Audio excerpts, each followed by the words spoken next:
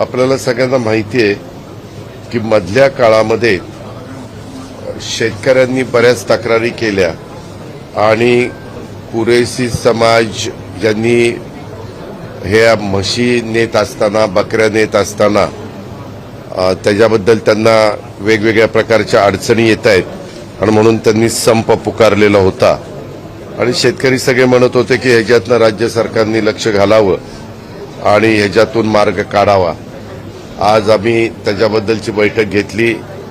नवाब मलिक, सना मलिक, नजीब मुल्ला आणि बाकीचे मान्यवर इथं आलेले होते।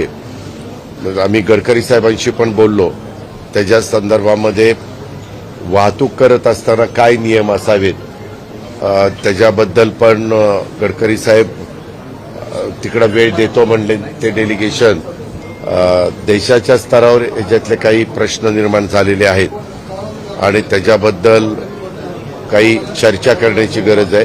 तर ते म्हणले की ते डेलिगेशनला इकडे पाठवून द्या, मी चर्चा करू काय मार्ग, आमचं परिवहन विभागाचं काय म्हणणं आहे आणि त्यांचं काय म्हणणं आहे, ह्याच्यातनं कसा मार्ग काढता येईल तो मार्ग आम्ही काढायचं काम करू।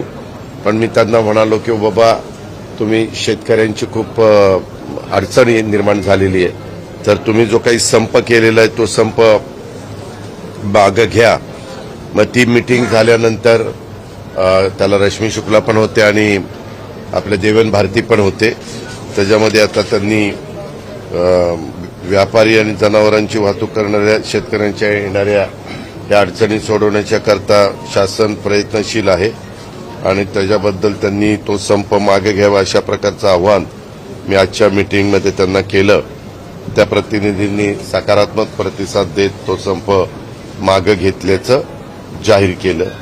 अशा प्रकारच्या 2-3 गोष्टी झालेल्या आहेत।